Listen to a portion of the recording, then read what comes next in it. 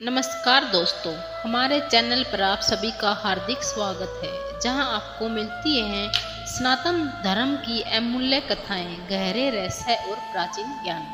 आइए मिलते हैं सदाशिव से।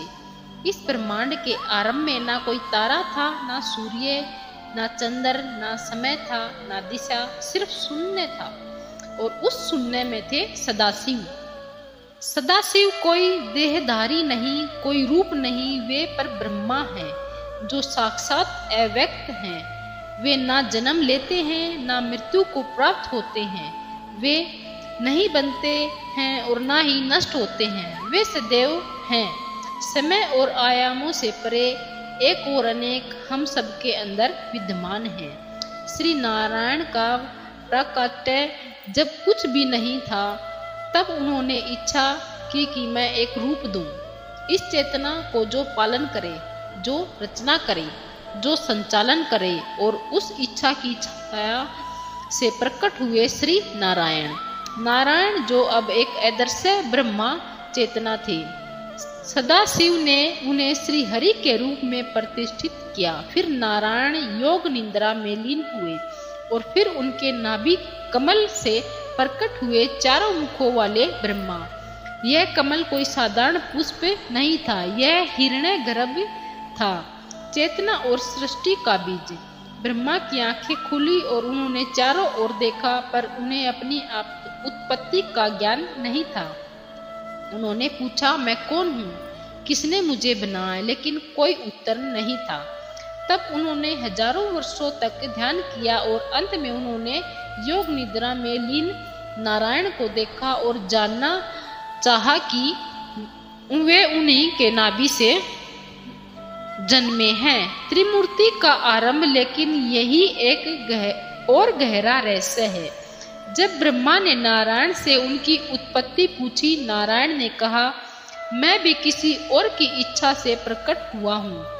मेरा आदि भी है और अंत भी, और वह है सदाशिव। तब ब्रह्मा ने पहली बार शिव तत्व पर ध्यान किया और उसी क्षण शिवलिंग के रूप में सदाशिव प्रकट हुए। यह शिवलिंग था जिसका न आदि न अंत, और वहीं से आरंभ हुई त्रिमूर्ति ब्रह्मा जो रचयिता है, विष्णु पालक और रुद्र संहारक, शिव जो सदाशिव की छाया है। क्षीर सागर और शेषनाग पर विष्णु अब आते हैं। श्री कृष्ण विष्णु से सत्य की कल्पना कीजिए। एक अनंत महासागर जिसे क्षीर सागर कहते हैं, वहाँ एक विशाल शेषनाग पर कोई शांत स्वरूप में लेटे हैं। उनका रंग नीला है, जैसे समुद्र की गहराई। आंखें बंद हैं, लेकिन वे सब देख रहे हैं। उनके चरणों के पास लक्ष्मी है और नाभि से एक कमल निकल रहा है जिसमें ब्रह्मा बैठे हैं। यह दृश्य केवल कल्पना नहीं है, यह ब्रह्मांड की उत्पत्ति का प्रतीक है। शेषनाग जिन पर विष्णु विराजमान हैं, उनके 1000 फनों से समय का प्रवाह निकलता है। क्षीर सागर एक भौतिक स्थान नहीं, बल्कि चेतना का स्तर है, जहाँ केवल योगी अपने ध्यान में पहुँच सकते हैं। विष्णु का स्वरूप और वैकुंठ। विष्णु कोई सामान्य देवता नहीं है, वे केवल पालक नहीं हैं, वे समय के आर पार हैं। वेद कहते हैं कि काल स्वयं विष्णु के अधीन है।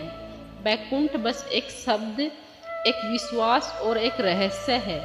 श्रीमद् भागवत में वर्णन है कि वैकुंठ ब्रह्मांड के ऊपर स्थित है, जहाँ द्वारपाल जय और विजय खड़े हैं।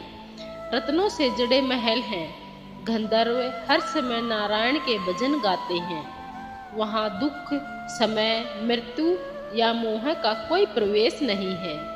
पुराणिक ग्रंथों में कहा गया है कि वैकुंठ का प्रवेश द्वार केवल भक्तों के लिए खुलता है।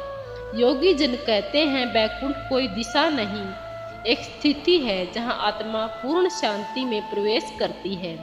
विष्णु के अवतार और आज उनकी उपस्थिति, राम और कृष्ण विष्णु के अवतार हैं। नारद पुराण में यह भी कहा गया है कि यह अवतार केवल रूप नहीं, बल्कि ऊर्जा के प्रयोग हैं। हर युग में विष्णु स्वयं को युग के अनुरूप ढालते हैं। राम धर्म की ऊर्जा के स्वरूप हैं, कृष्ण ज्ञान की ऊर्जा के स्वरूप और अगले कल्कि अवतार में विष्णु विनाश और पुनर्निर्माण की ऊर्जा का स्वरूप होंगे। भविष्य पुराण के अनुसार विष्णु ने पहले से ही 1000 युगों के लिए योजनाएं बनाई हैं, जिनमें हर युग में अलग ऊर्जा के साथ उनका प्रकट होना तय है। बहुत लोग पूछते हैं, क्या आज विष्णु धरती पर है? और उत्तर है हाँ, लेकिन रूप में नहीं, ऊर्जा में।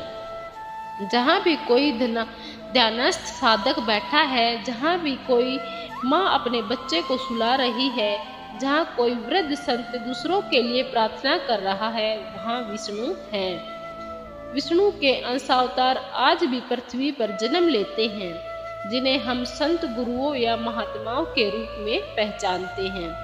वे हमेशा समाज को संतुलन में रखने के लिए गुप्त रूपों में सक्रिय रहते हैं। कल्कि अवतार और भविष्य ब्रह्मा वैवर्त पुराण कहता है, कलयुग के अंत में जब अधर्म की सीमा टूटेगी, तब विष्णु स्वयं कल्कि के रूप में प्रकट होंगे।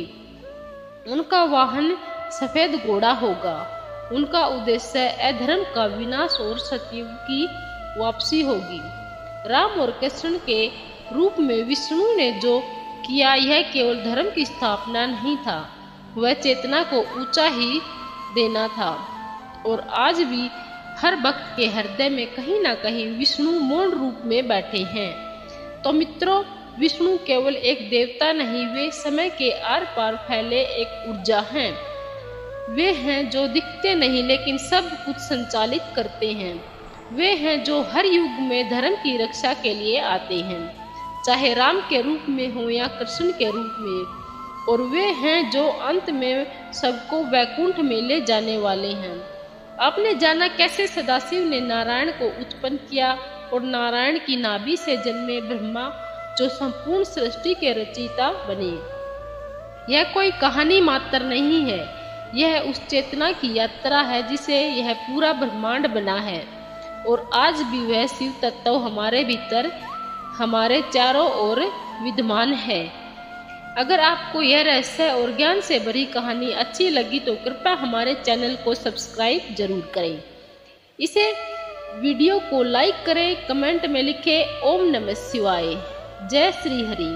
अपने दोस्तों और परिवार के साथ यह दिव्य ज्ञान साझा कीजिए, क्योंकि हो सकता है किसी एक व्यक्ति की चेतना बदल जाए इस एक वीडियो से। अगर आपको यह वीडियो अच्छा लगा हो और आप ऐसे ही आध्यात्मिक रहस्यों में रुचि रखते हो तो हमारे चैनल को सब्सक्राइब करना ना भूलें। बेल आइकन दबाएं और बने रहें हमारे साथ, क्योंकि आपकी आत्मा को जिस ज्ञान की तलाश है वह शायद अगली ही वीडियो में आपका इंतजार कर रहा है। हर हर महादेव।